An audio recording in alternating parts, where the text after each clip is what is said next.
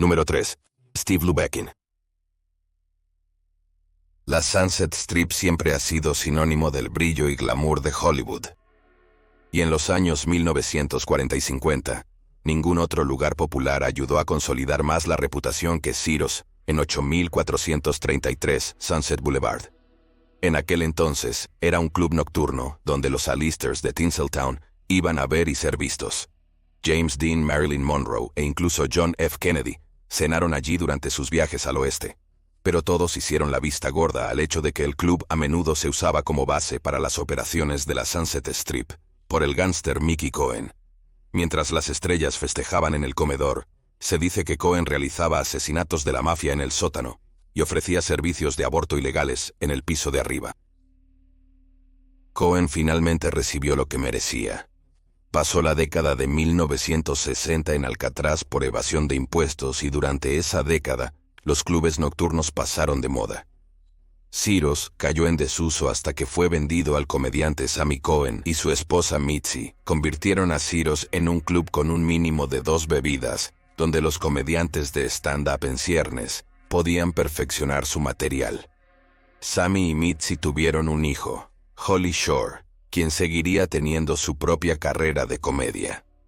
Renombraron a Ciro's como la tienda de comedia. Innumerables comediantes, que pronto serían famosos, comenzaron en la tienda. Robin Williams, Gary Shandling, Andy Kaufman y Freddie Príncipe fueron solo algunos de los retratos destacados en las paredes dentro del club. Con ese tipo de talento, la tienda de comedia recuperó el antiguo manto de Ciro's como el lugar más popular en Sunset Strip. Pero a finales de la década de 1970, los comediantes se estaban volviendo inquietos. No les pagaban por sus apariciones en el club y decidieron ir a huelga. Era una cosa que los comediantes exitosos se negaran a trabajar. Figuras como Jay Leno, David Letterman y Ricardo Lewis aparecían constantemente en televisión. Pero para comediantes en apuros como Steve Lubetkin, de 30 años, la huelga de comedia fue catastrófica. Desesperado por su falta de éxito profesional y resentido por haber sido vetado por su participación en la huelga, el 1 de junio de 1929 Lubetkin tomó el ascensor hasta los 14 pisos del Hotel Casa Continental Hyatt, al lado de su club de comedia favorito, la Comedy Store, y se lanzó desde el techo. Su cuerpo cayó en el estacionamiento de la Comedy Store. Mi nombre es Esteban Lubetkin, decía su nota de suicidio. Solía trabajar en la Comedy Store. La década de 1980 trajo al club una nueva generación de comediantes prometedores. Personas como Bill Hicks, Bob Saget y Louis Anderson. Pero todos tuvieron que lidiar con el fantasma de Esteban Lubetkin. El portero Harry Spitt informó que vio sillas levantarse del suelo. A veces las sillas se apilaban solas cuando daba la espalda. Los ceniceros volarían en la habitación. Las velas se encenderían y se apagarían solas. La mesera y autora Lori Jacobson dijo que alguien intentó hacerla tropezar. Pero cuando se dio la vuelta no había nadie allí. Sin embargo, el encuentro fantasmal más notorio de la Comedy Store ocurrió una noche en 1986, mientras el comediante de rock and roll Sam Kinison se preparaba para actuar. Kinison era un ex predicador pentecostal, y se decía que su estilo de comedia a gritos irritaba a los espíritus en el club. Cuando Kinison subió al escenario, susurros etéreos y enfadados revoloteaban por la sala llena de humo. Es él, repetían las voces. Está en escena. Cuando Kinison se dio cuenta de que no estaba siendo provocado por la audiencia, se enfadó. Exigió que el supuesto fantasma se le apareciera justo allí, en el escenario. Está bien, gritó Kinison al éter. Estás empezando a molestarme. Si quieres jugar, sal. Haz saber a todos que estás aquí. Así las luces se apagaron. La audiencia jadeó, pero Kinison seguía presente, sentados en la oscuridad hasta que el lugar se iluminó de nuevo. Muchos en la multitud esa noche, así como algunos comediantes compañeros, creían que Kinison había preparado todo el número, como una especie de espectáculo de carnaval. Pero Kinison quedó conmocionado por la experiencia y juró que el encuentro fue real hasta el día de su muerte. Mientras conducía por la Ruta 95 en 1990, El Trans Am blanco de Kinison fue golpeado de frente.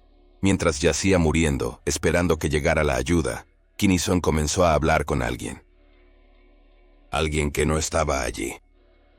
Como informó Carlos Lebeau, el mejor amigo de Kinison y testigo del accidente, Sam dijo, «No quiero morir». Pero luego se detuvo y escuchó. Luego le preguntó a la voz inaudible, «¿Pero por qué?». El comediante de 38 años asintió y repitió, pero no cumplió. Él dijo, «Está bien». El último «está bien» fue tan suave y en paz, dijo Lebeau. Cualquier voz con la que estuviera hablando le dio la respuesta correcta. Quizás la voz pertenecía a alguien que Kinison había conocido antes, en la Comedy Store. George Reeves. Si cenabas en Ciros en los años 50 tú, sin duda habrías rozado hombros con Eddie Mannix. Eddie Mannix, verás, era amigo del mafioso Mickey Cohen. Hollywood era un pueblo pequeño. Y aunque Eddie estaba oficialmente listado como un ejecutivo en los estudios Metro-Goldwyn-Mayer, todos en Hollywood lo conocían como un solucionador. Cuando estallaba un escándalo en Hollywood era Eddie quien entraba en acción para encubrirlo. Era notorio por pagar dinero para silenciar a los testigos y robar periódicos, para no publicar historias escandalosas. Según algunos, Eddie tampoco estaba por encima de eliminar a cualquiera que se convirtiera en un problema para él o su estudio. Por la razón que fuera, Eddie y su esposa, Toni Mannix, tenían un matrimonio abierto. Cuando ella comenzó un romance con el actor George Reeves en 1950, las lenguas se movieron, pero Eddie estaba contento de mirar hacia otro lado. El romance entre Reeves y Toni era un secreto a voces en Hollywood. Así que cuando Toni compró una casa al atribulado Reeves en 1953, nadie se inmutó. Esa casa de estilo artesanal en 1579 Benedicto Canyon Drive en Beverly Hills sería el lugar donde George Reeves daría su último aliento.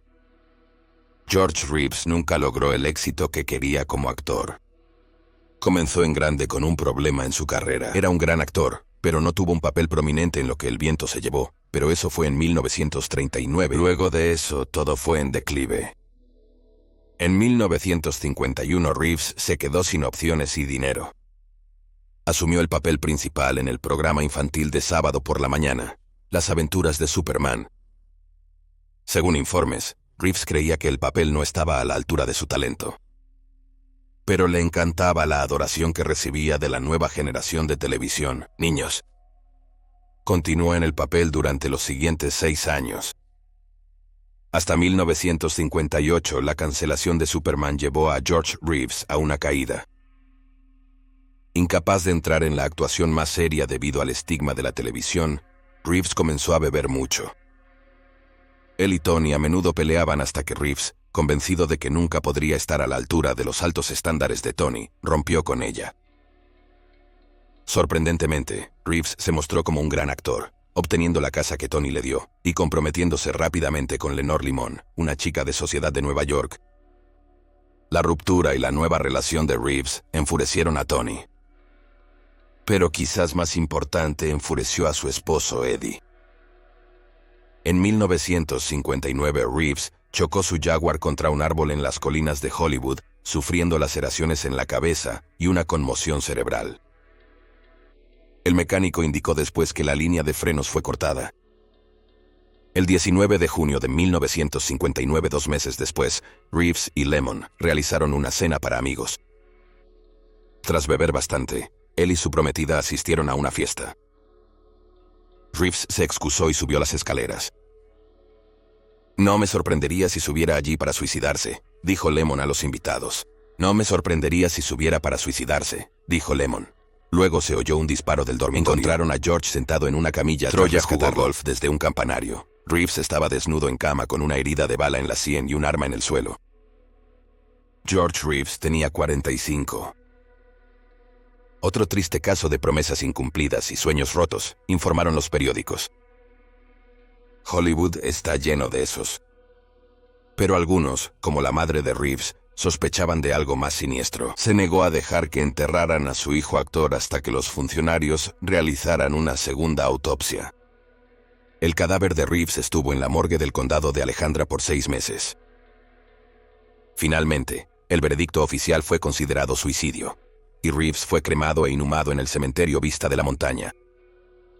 Mientras tanto, la prometida de Reeves, después de descubrir que había dejado todo a Tony Mannix, empacó sus pertenencias y regresó a Nueva York, y esa casa en Benedicto Cañón permaneció vacía durante 6 años. Cuando fue adquirida en 1965, la pareja que la compró sabía poco sobre cómo estaba organizada la casa anteriormente. Estaban confundidos cuando su pastor alemán se sentaba y lloraba en la puerta del dormitorio. Y estaban desconcertados por el olor a pólvora que recorría el pasillo cuando la brisa era justa. Una noche, mientras preparaban la cena, percibieron ruidos del dormitorio. Cuando subieron a investigar, encontraron que el lugar había sido saqueado. La ropa estaba esparcida por la habitación, los cajones de la cómoda vacíos. Cuando los invitados volvieron a bajar, sus copas de cóctel habían sido inexplicablemente movidas de la sala a la cocina. Posteriormente, otros habitantes de la casa tuvieron encuentros menos enigmáticos. Vieron directamente el fantasma de George Reeves en numerosas ocasiones. Informaron que Reeves siempre estaba en la parte superior de las escaleras durante estas apariciones. A veces llevaba su famoso disfraz de capa roja. A veces estaba desnudo. Pero en cada instancia, el fantasma de George Reeves sostenía una pistola. Quizás era la mujer alemana que supuestamente usó para acabar con su vida. O tal vez era una pistola diferente, una pistola que alguien más usó para matar a Superman. Número 1. Paulo Byrne. 27 años antes de la muerte de George Reeves, pero a menos de 1 milla de su casa, la estrella de cine rubia platino, Jean Harlow. Es difícil exagerar cuán enorme era Harlow en la década de 1930. Sus películas recaudaban dinero a manos llenas. Los teatros donde ella hacía apariciones personales se agotaban en minutos. Un periódico de Los Ángeles publicó una extensa historia de vida de la actriz en 10 partes. Y ella solo tenía 21 años. Por tanto, en Hollywood, Jean Harlow anunció con tristeza su matrimonio con el ejecutivo de cine de 42 años, Paulo Byrne, en 1932. Aunque algunos se preguntaban sobre la atracción entre la pareja despareja. Según reportes, Byrne era uno de los más agradables en Hollywood. Parece que a veces los chicos buenos sí ganan. La íntima boda de Harlow y Byrne, en casa de su madre, contó con una lista de invitados selecta. Los jefes de estudio Irving Thalberg y David O. Selznick estaban allí. Como también estaba el jefe de Metro-Goldwyn-Mayer, Louis B. Mayer. También se informó de la aparición del hombre de confianza de Mayer y amigo de Harlow, el solucionador, Eddie Mannix. Los periódicos de la época cubrieron la ceremonia con meticulosa atención. Tener titulares con el nombre de Harlow generó ediciones extra y vendió copias. Por lo tanto, es comprensible que los periódicos prácticamente se quedaran sin tinta cuando, solo 2 meses después de la boda, encontraron a Paulo Byrne muerto en el suelo de su baño. En la misma casa que Byrne había regalado a Harlow el día de su boda, en 9820 Easton Drive en Benedicto Cañón. La policía fue llamada a la escena, pero aún no podían encontrarlo. Los ejecutivos del estudio llegaron primero, incluyendo a Eddie Mannix. Eddie encontró a Byrne desnudo con una herida de bala en la cabeza y un revólver calibre .38 en su mano. La muerte caótica del esposo de la estrella más grande de Hollywood sería perjudicial para los negocios. Así que Eddie comenzó a crear una historia de cobertura para solucionar el problema. Una teoría es que Eddie revisó los papeles de Byrne y descubrió una carta de disculpa que nunca había entregado a su esposa. Luego la dejó para que la policía la encontrara. Lamentablemente es la única forma de enmendar el terrible daño que te causé, decía la nota, y borrar mi humillación. Los periódicos lo publicaron como la nota de suicidio de Byrne, sin hacer preguntas. La historia oficial se convirtió en que Byrne había estado desesperado al descubrir que era impotente. Abundaban los rumores de que su matrimonio nunca se había consumado. Harlow nunca hizo una declaración, aunque sí soltó algunas migajas a los columnistas de chismes. Dijo que Byrne estaba celoso de su relación coqueta con los principales hombres de Hollywood. En cualquier caso, estas historias sugerían que Byrne sentía insuficiencia. El suicidio de Byrne, dijeron, fue el resultado de una triste tragedia. Fue un escándalo, sí, pero para Eddie Mannix fue un pequeño precio a pagar. Porque la verdad era 10 veces peor. Parece que Paulo Byrne había olvidado decirle a alguien que ya estaba legalmente casado. A una mujer llamada Dorothea Millett, y ella lo había estado acosando en las semanas antes de su muerte, porque había dejado de entregarle los $350 semanales que le daba desde hace años. Algunos dicen que Harlow le hizo detener los pagos cuando se enteró. De cualquier manera, 3 semanas después de la muerte de Byrne, Dorothea Millett fue encontrada muerta en un río, un cabo suelto, atado. La estrella de Jean Harlow continuó ascendiendo. Se transformó en uno de los grandes imanes de taquilla del cine, apareciendo junto a Clark Gable, Lionel Barrymore y Guillermo Powell. Ahora una de las mujeres más ricas de Hollywood, Harlow descubrió que ya no necesitaba la casa de estilo bávaro que Byrne le había dado para su boda. Lo vendió en 1935, solo 2 años, antes de morir de insuficiencia renal a la edad de 26 años. La casa cambió de dueños varias veces en los próximos 30 años.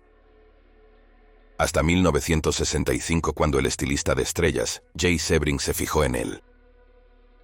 Sebring era extremadamente popular a mediados de los 60. Tenía famosos clientes, por nombrar algunos: John Wayne, Steve McQueen y Paul Newman. Sebring tenía productos capilares propios. Incluso diseñó el icónico corte de pelo de estilo mod que lucía Bones McCoy en Star Trek. Jorge Pepper de una vez lo llevó a Irlanda para una sola sesión. Y esas sesiones costaban más de $50 cada una, o alrededor de $430 en dólares de hoy. Con Sebring acumulando dinero, quería mudarse a Brasil. Sebring tenía a Beverly Hills como prueba de su llegada a Hollywood. Quería causar sensación. ¿Y por qué la Harlow Byrne amorosidad? Era justo el tipo de sensación que estaba buscando. Sebring conocía la cruda historia de la casa. De hecho, fue una de las razones por las que la compró, no solo para él, sino también para su prometida, Sharon. Poco después de la mudanza de Jay y Sharon, comenzaron las apariciones. Una noche, Sebring en Nueva York, Sharon se quedó sola en casa. Fue despertada por un susurro poco después de acostarse. Sharon miró y se sorprendió al ver la imagen fantasmal de un pequeño hombre espeluznante con gafas, bigote y nada más.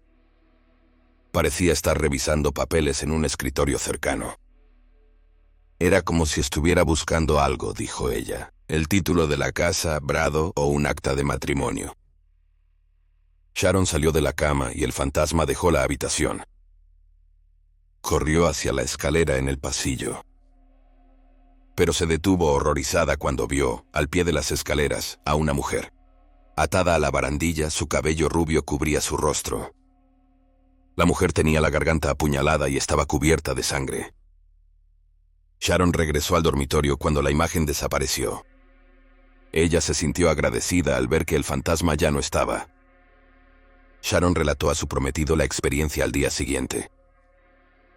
Y la descripción del fantasma le recordó a Sebring a Paulo Byrne. Pero en cuanto al espectro de la mujer ensangrentada, no tenía idea. Sharon compartió su experiencia con el escritor de Hollywood, Ricardo Kleiner, en 1966. Pero no lo publicó hasta después de su muerte en 1966. Después de que Jay Sebring y su ex prometida, Sharon Tate, junto con otras 3 personas, fueron brutalmente asesinados por la familia Manson. A 1,5 millas de distancia, la policía descubrió la escena del crimen en Cielo Drive. Encontraron a la actriz rubia platino atada y cubierta de sangre.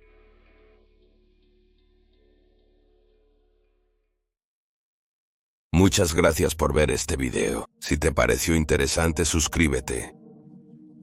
Tendremos un nuevo video sobre lo paranormal cada semana. Si acabas de descubrir este canal, asegúrate de visitar nuestro otro canal, Criminally Listed. Poseemos más de 325 videos de historias de crímenes extraños pero reales. Puedes encontrarlo en youtube.com/Criminally Listed. También tenemos un podcast sobre casos sin resolver que finalmente se resolvieron llamado Criminally Listed Presents Into the Killing. Puedes encontrarlo en Stitcher, Spotify, Amazon Music, donde hayas excelentes podcasts. Eso es todo por hoy. Gracias de nuevo por mirar.